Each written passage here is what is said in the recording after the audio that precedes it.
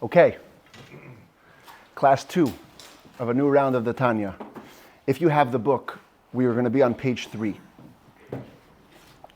If you don't, and we do have to get a couple of extra books for reference, then you can share with someone near you. We're not going to be reading a lot from the inside.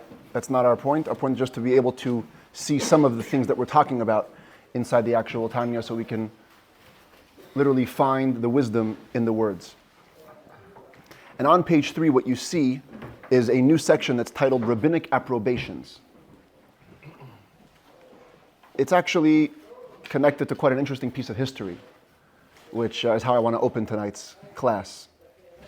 You'll open any Hebrew book printed today, any sefer, a commentary on the Talmud, a work of halacha. You will see that in the beginning, besides for the author's forward and some dedications or acknowledgments, there's always what's called haskamot, a section called approbations. And it basically is where another leading rabbi reviewed the content of the book and writes a statement of approval to this book. It's like what they do today when you get like the thing. You get like a peer review. Yes. And we don't find it in very, very early books. It seems like it became commonplace with the advent of the printing press.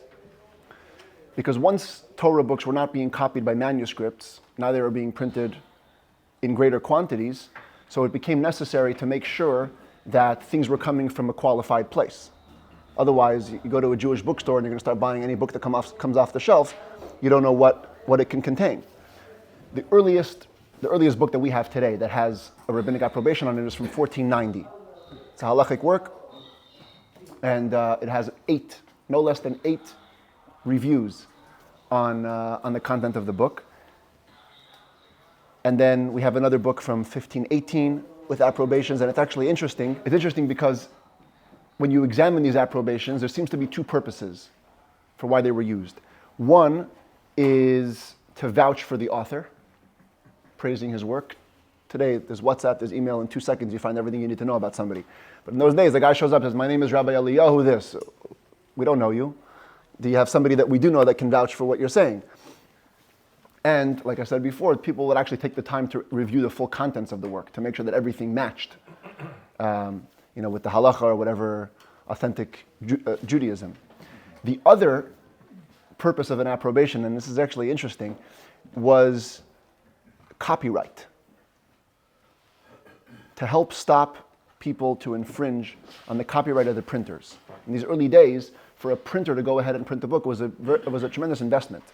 And in order to make sure that he was going to recoup his investment, he had to be sure that he would be the only one who would be allowed to print this book. Otherwise, once it's printed and you've done all the work in setting it all up, I'm sure you guys know how the printing press used to work. It wasn't like today you type it up and you send it to print. It'll literally sit and set the letters and all the other things. He puts in all the work, comes another guy, boom, steals the book, and now he's printing it, making money, which the other guy should have made. So the part of the approbation always contained a sentence or 2 of, I, as the rabbi who is approving this work, say that the printer where it's going to should be the one with the only rights. Exclusive rights, yeah. So much so did approbations become an important part of Jewish work that in 1554 there was a group of rabbis, what's called the Sheva Kehilot. There was 7 major Jewish communities in Italy that were all led by one cohesive body of rabbis. And these rabbis came out and said that from now on, if you want to print a Jewish book, you will have to get at least 3 approbations. And when you look back historically, we're not sure if this is connected, but if you look back historically, at that time, the Pope came out and said that any books that contain anything against Christianity are banned and are not allowed to be printed.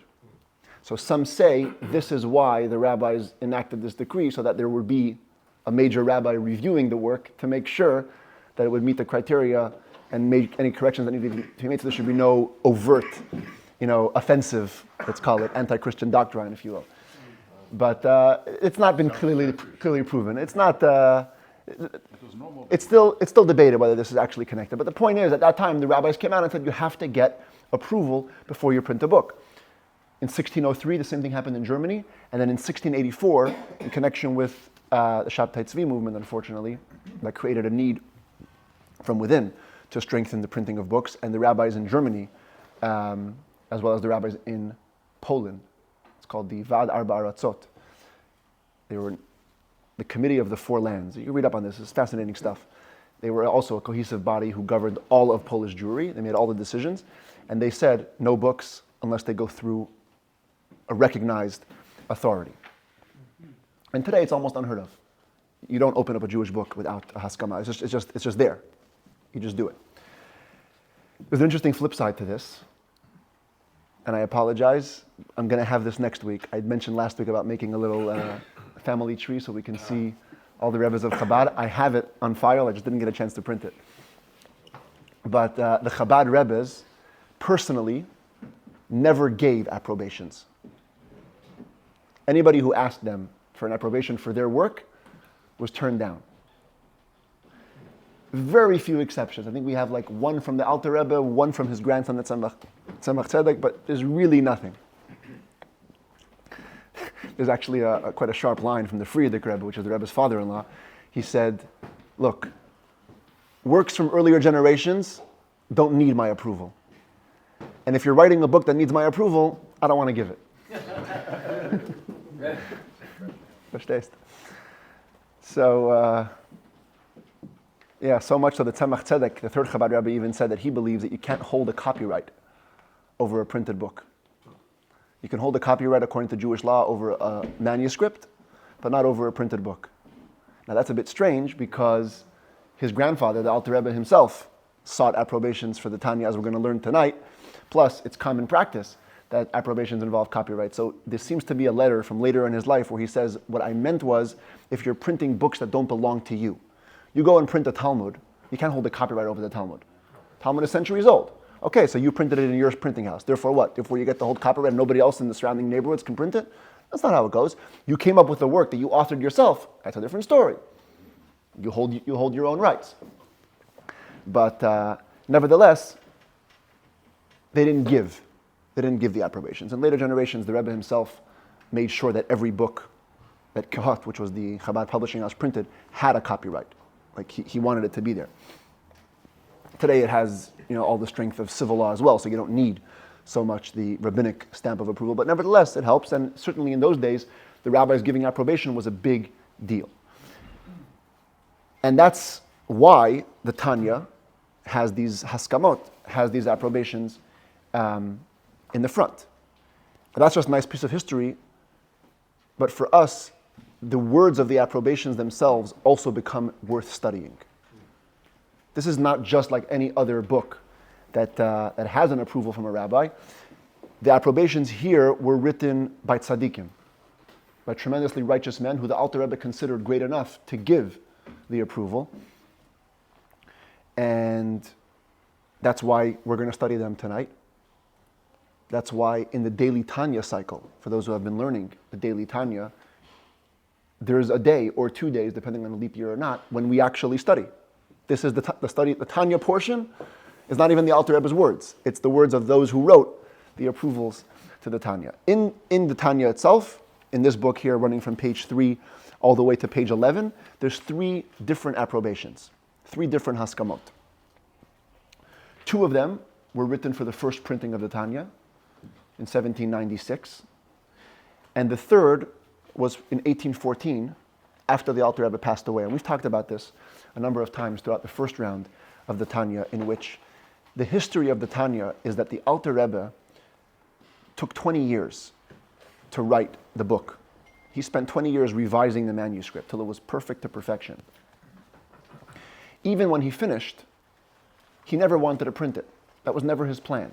He planned for it to be copied and distributed as manuscripts. He wanted to stay humble that way. He didn't want his name to be, the front page news. What happened was that people that were against the Chassidic movement began to purposely insert errors, heretical errors sometimes. They purposely switched up the words and made it look like the Tanya was saying things that were defaming the traditional Jewish beliefs, which was just food for the anti-Chassidic opposition at the time. Because that's exactly what they wanted to say. Hasidism is a new religion, they're going away from Judaism, da-da-da-da. And now you have the proof. Here's the leader, he wrote this manuscript, look what it says. So it became necessary to print it. And that's when the Alter Rebbe said, you know what, if we got to do it, we got to do it. We don't want to have these mistakes going forward. So in 1796, he printed the Tanya. But the Tanya at the time was only books 1 and 2. The Chassidic theology, Chabad Chassidic theology, and the Chabad Chassidic discipline. How to live as a Chassid and how to think as a Chassid. Later on, the Alter Rebbe added, in his own lifetime, the third book, the Book of Repentance. And then he passed away in 1812. The last edition, there were 7 printings of the Tanya in the Alter Rebbe's lifetime. Just between 1796 and 1812, there were 7 editions printed. And that's when he passed away. What happened was then, is his children, it seems, set out to find any written record that they can get from their father. Because the Alter Rebbe, although he was a prolific orator, he barely wrote any of his Torah. He would give discourses every other day, and certainly on Shabbats, but they were transcribed by a team, actually made up of his sons and one of his Chassidim, one of his close Chassidim. But that was it. It was all oral. Torah Sheba'al Peh. The written word of the Alter Rebbe is only his Shulchan Aruch, his Code of Jewish Law, and the Tanya. But the Alter Rebbe's sons knew that the Alter Rebbe had sent letters in his lifetime. And they wanted to get a hold of those letters. So it seems like they got a little collection going, and they got enough material worth preserving. And again, you got to take the context of the time period into account. You can't just print a booklet and staple it. It just didn't work. We didn't have that access. So they figured the only way to preserve this written content of the Alter Rebbe is to make it an addendum to the Tanya, which already exists in print and is already known to be the Alter Rebbe's work. This way we're going to put it all together, and we'll have the complete Tanya. That was books 4 and 5 that were added later. And so the complete Tanya was only printed after the Alter Rebbe's passing, and incidentally, that was the first time the Alter Rebbe's name appeared on the book. He was able to keep it anonymous even through the printing. He never had his name on the title page till after his passing. And only then, when the Tanya was in its complete form, the 5 books of the written Torah of Chassidus, was it then stamped with his name. So, back to the approbations. The approbations were written by 2 great luminaries. The first, you see on page 3, it says the approbation from Rabbi Yossi of Anipol. This is the famous Rabbi Yossi of Anipoli. If you've heard about this man, in Hasidic literature, he's kind of made out to be this sincere, maybe almost like simple-minded fellow, but he was a tremendous genius, tremendous scholar, and lived a tremendously difficult life. He was a student of the Maggid, together with the Alter Rebbe. They were peers. There's even a story where somebody once came to the Maggid of Mezrich and said that he has so much suffering in his life and he needs some guidance on how to approach it, how to handle it. And the Maggid said, if you travel to my student, Reb Zusha of Anipoli, he can teach you a lesson in dealing with suffering. So this chassid obliged his Rebbe and traveled to this place, knocks on the door of Reb Zusha. Reb Zusha opens the door, says, hello, what's your name? He says, Mr. So-and-so, and the Maggid sent me to your house.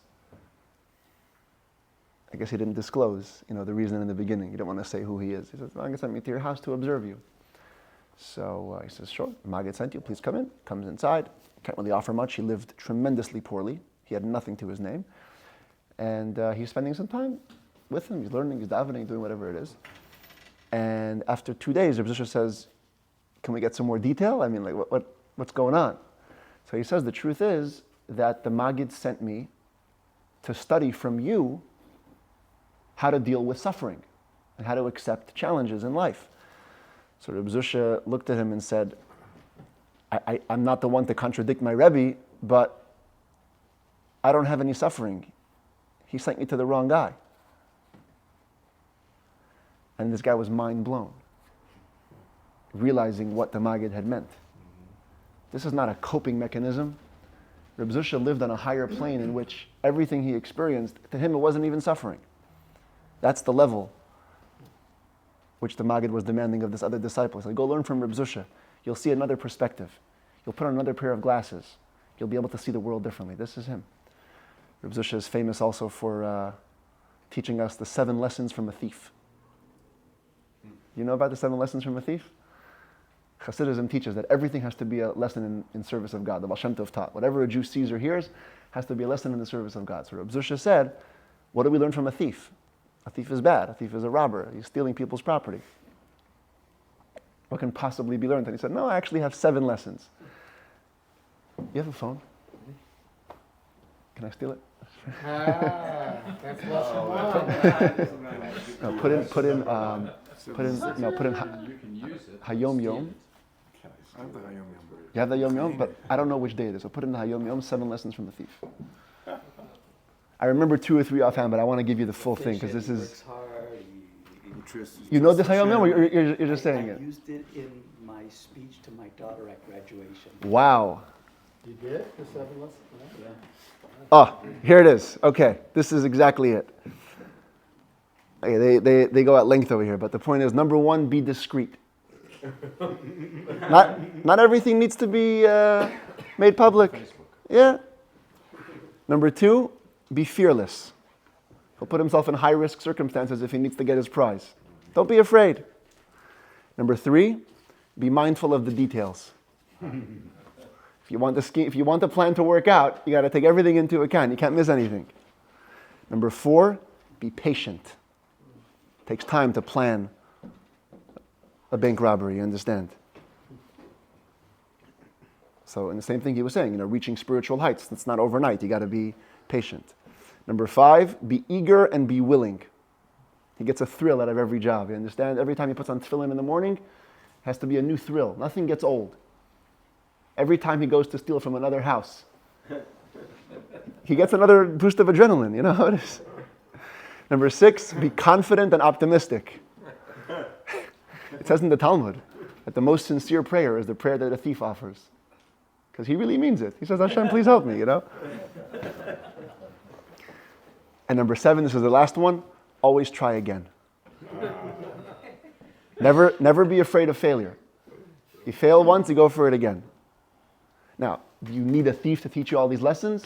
I'm sure you can learn it from other places, but the point is, Rav Zusha was able to see, even here, you have to examine every step and you can learn, you can take something. Don't be a thief, but be like him in the sense of using everything in the proper way. The Rebbe would actually add that sometimes we could actually be thieves.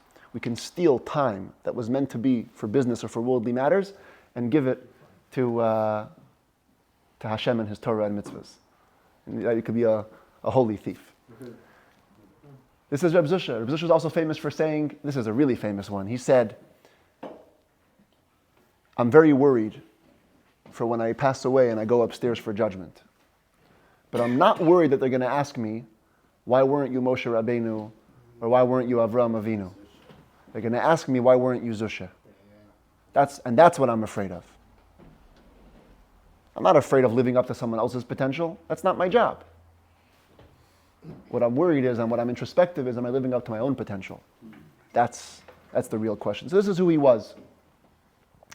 And the other approbation, which is on page 7, says it's an approbation from Rabbi Yehuda Leib of Anipol. This was another student of the Maggid. We don't know much about him.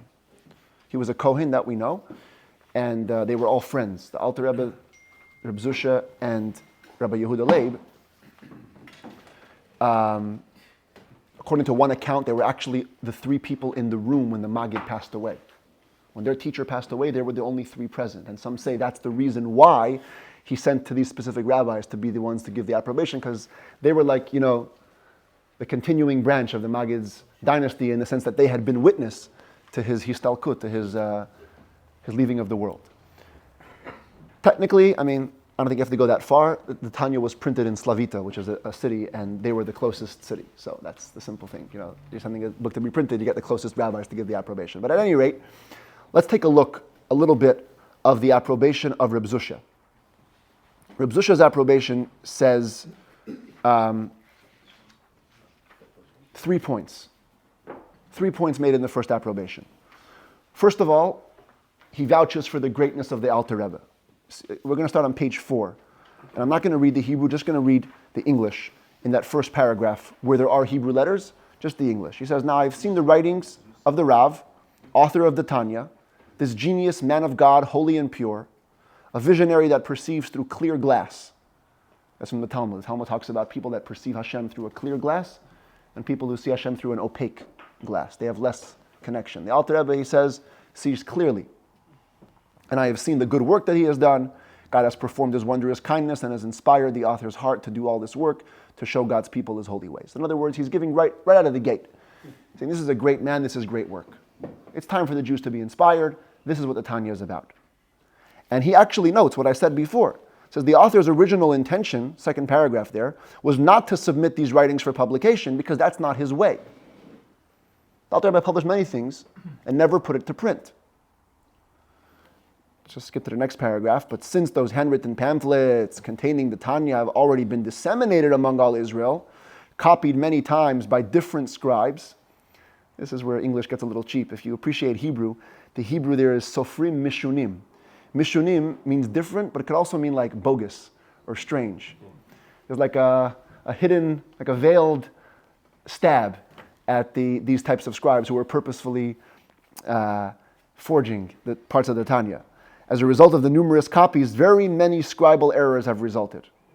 So it has been necessary to submit those pamphlets for publication. In other words, that's what it is. There's an issue at hand. We love the Tanya, we love to spread it forward, but we can't afford to be humble anymore. If we are, we're going to lose in the end. And therefore it was printed. He names the people who were actually involved in the printing. It's the Alter Rebbe's own son-in-law. The Alter Rebbe's own son-in-law and a friend of his paid for the printing of the Tanya. Rabbi, what do you think he says through clear glass instead of just saying he sees things clearly? Because even if you're looking through glass, it's still like it's separated. That's a good question. It's borrowed from the Talmud. And in context, the Talmud is talking about a connection with Hashem, which by default is never fully clear. There's always a glass in that sense. That's the illustration. So that's a good point. And that's it. And then in his third part of the approbation, again, I just want to get glimpses so you can see what's going on. On the bottom of page 6, he says, there's a growing number of untrustworthy publishers. So in the third to bottom paragraph, it says, "This being the case, we have resolved to give an approbation to this work so that no man shall raise hand or foot to cause, God forbid, any damages to the above-mentioned publishers infringing their copyright in any fashion. And it is forbidden for any person to print this book without the knowledge of the above-mentioned publishers for a total of 5 years." That was like the copyright, I guess, the classic copyright was like 5 years. 5 years, if you sell all the copies for 5 years, chances are you'll make your money back, and that's it. Well, that's wild. It's very short term. Yeah. Yeah, but people live how long? Right. So the percentage of life is about. Also, there will probably be new, I don't know, a new edition or whatever it is. But that's it. We'll make your money back and make some profit. Huh? Hopefully make some profit. Yeah. I mean, to basically make the investment worth it, essentially. Yeah. And we'll get to the ending of it soon because there's a great significance to the ending of his approbation. But I want to just for a second go to the other approbation. Take a look at Rabbi Yehuda Leibs. He doesn't go into the details of why we're printing this. He just does the first and last steps. He expresses his approval and enforces the copyright. You can see on the bottom of page 7, we're going to read the paragraph there. "A man's wisdom lights up the face." That's a verse. In context, it means you can see how wise a person is by looking at him. But stylistically, he borrowed this term and made it one long sentence. "A man's wisdom lights up the face of the earth." Not just his own face. The Alter Rebbe here has an influence that's going to be far-reaching with this Tanya. Upon seeing the sacred work of the author's hands, the Rav, genius, man of God, holy and pure, pious and humble man, whose hidden greatness has long been disclosed, who sat in the seat of wisdom with our master, guide, and teacher, the genius of the world, the Maggid of Mizrich, page 8. and was his student drawing water from the well of living water. In other words, Alter Rebbe didn't just pop out of the woodwork. We know who this man is. He's been with us for years. And he was. The Alter Rebbe was a shining student. As a matter of fact, the Alter Rebbe was the youngest student of the Maggid, but considered the greatest. Rabbi Levi Yitzchak of Berditchev said, we all ate out of the same bowl, but the Litvak ate from the cream. The Alter Rebbe was called a Litvak because he was put in charge of Lithuania by the Maggid's behest. But all of the letters had already been delivered and read. They're just reprinted in the Tanya, right? I mean, the letters Yes. were letters that had, so didn't he have a reputation as far Well, those letters were written later. This is 1796. Yeah, this is the first printing of the Tanya. And now look what he says. He says, and now Israel will rejoice with the public release of his holy words, which have been compiled for publication to guide God's people in the path of holiness, as any person can see by looking at the inner content of his words. Israel will rejoice. Israel, of course, means the Jewish people, but there's an allusion to the Baal Shem Tov. Baal Shem Tov's name was Yisrael. With the founding of Chabad Chassidic thought, the Baal Shem Tov has reason to rejoice because now there's a continuity of his mission in a way that's going to allow for self-inspired Judaism. I talked about this last week also as well. The big purpose of the Tanya, the overarching idea of Chabad, is that a Rebbe's purpose is not just to inspire you, but to empower you to inspire yourself. Because it's easy to go to the Rebbe's court and look at him and dance and get happy and then come back. It's more challenging, but it's more rewarding if you can make it happen from within. And that's the purpose of the Tanya. So he says this is why the Baal Shem Tov himself will rejoice. And anyway, goes on with the copyright again. Same thing, 5 years. 5 years from the date below, that's the copyright. The third approbation, like I said, is not really an approbation so much as a vouching, for the work, as much as it is a formal type of approval. Because this is after the Alter Rebbe already passed away. They want to now print the Tanya in its fullest form. They've uncovered all these letters and other things that they want to make into a full work. And so they're just saying, let's go, on with the printing. And it was written by the Alter Rebbe's own sons. The Alter Rebbe had 3 sons. One of them continued the dynasty of Chabad, Rabbi Dov Ber, that's the Mittler Rebbe. And the other 2 were great tzaddikim in their own right, but never continued in a leadership position within Chabad. But they all got together because they all felt this was an incredibly important move for the furtherance of Hasidic thought. And they said, here we go, we're allowing this printing to go forward. Let's take a look at some of the English here on page 9. Page 9 in the middle. It has hereby been agreed upon by us to grant permission and authorization to submit for publication as a remembrance for sons of Israel, written upright words of truth, words of the living God, of our master, our father, our guide, and our teacher of blessed memory. See, a blessed memory. It's after he passed. Written in person, by his own sacred hand, in his own sacred words, whose every word is like burning coals of fire, igniting their hearts to bring them closer to their Father in heaven. Understand? You read the Alter Rebbe's letters, you get inspired. It's living, breathing godliness, sacred words. And then they tell you what this is. What are we adding to the Tanya here? These works have been added as an addendum to the Tanya, entitled Igeres HaKodesh. That's book 4. You joined us in book 4. Right. Most of which were pastoral letters sent by His Holy Eminence, our Father, to guide God's people in the path to follow and the things that they must do. And we've learned that book. We know most of the letters were about tzedakah, they're about prayer, they're about strengthening Jewish communities.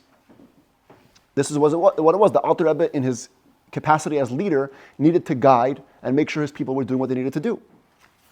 It's like from Russia to Israel. Those others. The letters were within Russia to raise money for Israel, because he was supporting the Hasidic community in Israel from the Russian communities. Now, I told you before that this was added to the Tanya because it was a way of preserving the Alter Rebbe's handwritten works. But the truth is, there's a more, what's the word I'm looking for? Like a more substantial reason for adding it to the Tanya, because it was directly related to the Tanya. They say here, the Alter Rebbe's son's right on page 10, if we can just turn over. He says, and this text is also relevant as an addendum to the Tanya because in many places he makes reference to his book, Likutei Amarim, that's the book 1 of the Tanya, and the Torah speaks sparsely in one place and richly in another. That's a quote from the Talmud.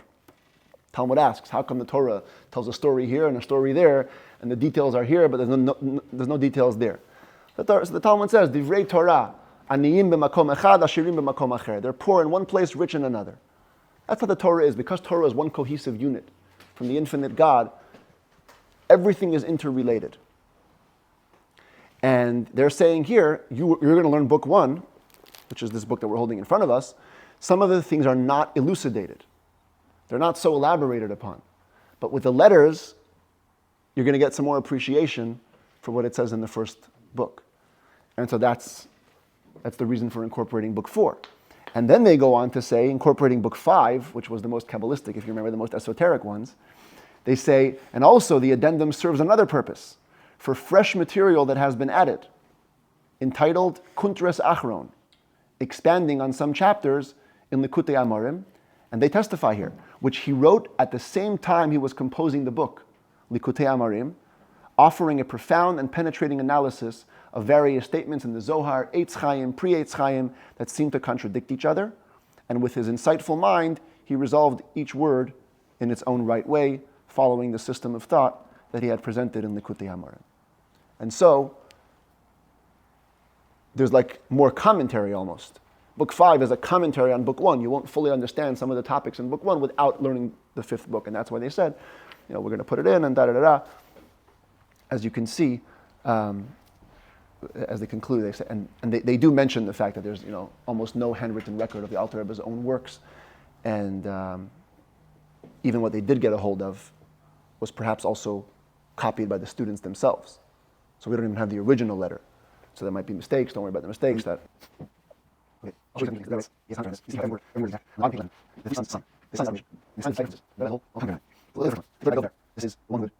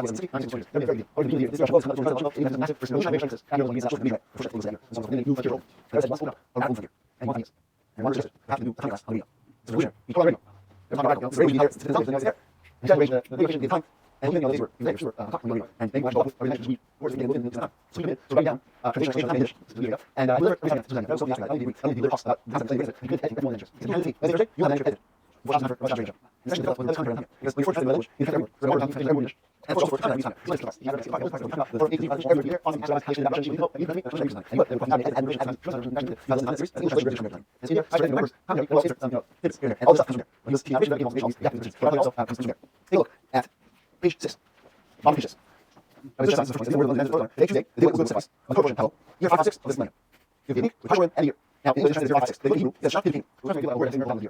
So basically he's saying the year of our redemption. But he uses that word poetically because that's the gematria. If you add up the pei and the dalet and the vav and all the letters, it gets the year 556. All right. Go to the next approbation.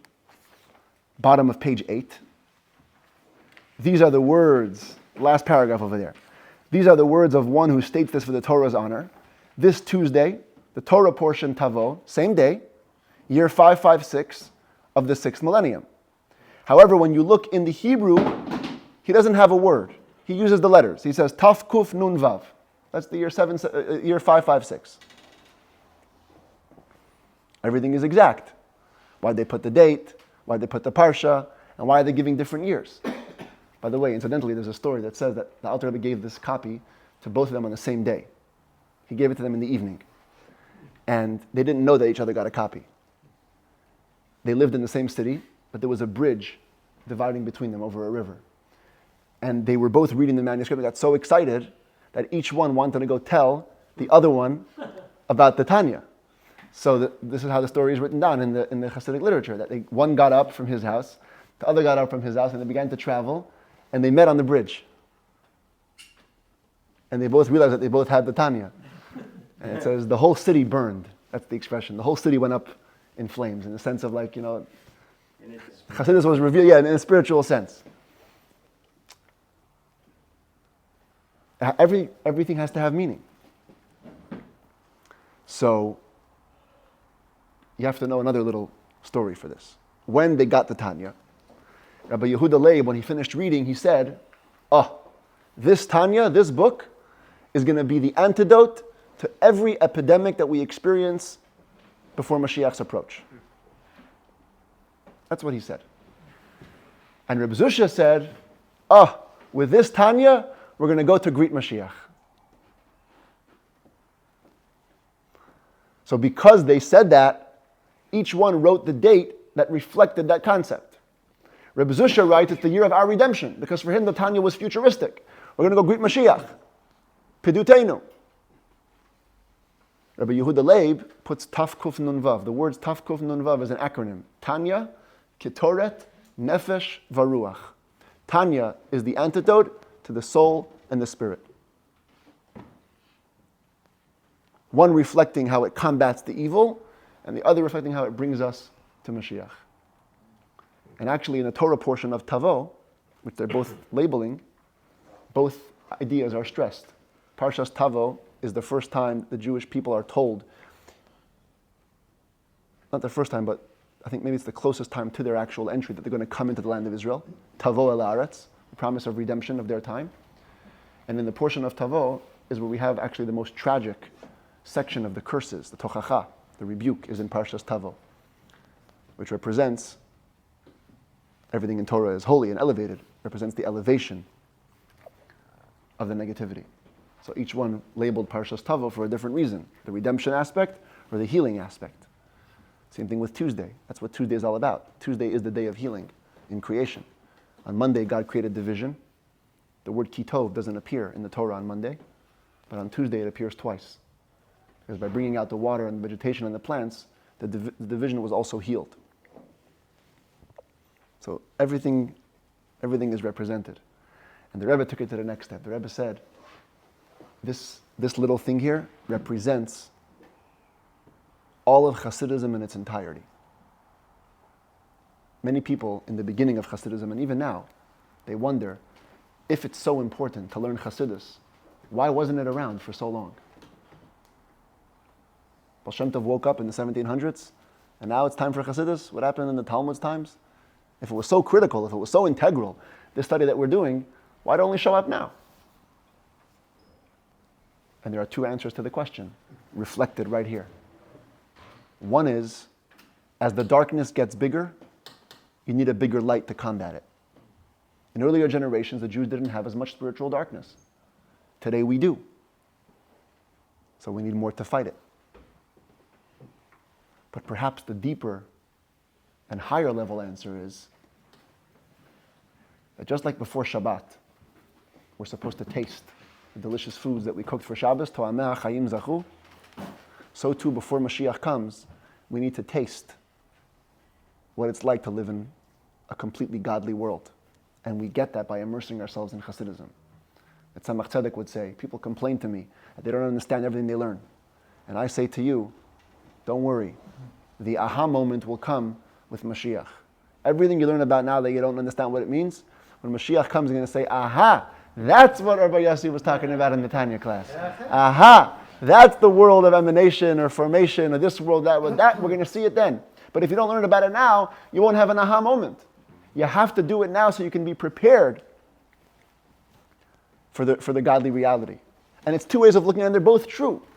One is more of a combat of evil, the other one is about embracing spirituality. And Chassidus does both. It's able to both help us deal with the nitty-gritty that we have to deal with in the daily grind, but it's also able to lift us up to a higher plane. Lift us up to a space where things, like Rabbi Zusha said, don't matter. The suffering, it's not perceived as suffering because you live in a greater space. And that's part of what the Tanya is going to do for us. The Tanya will be both healing for our soul and for our spirit, but it will also give us redemption in the sense that we'll be able to rise above everything and live from that higher space from which we see Hashem in a revealed manner. L'chaim.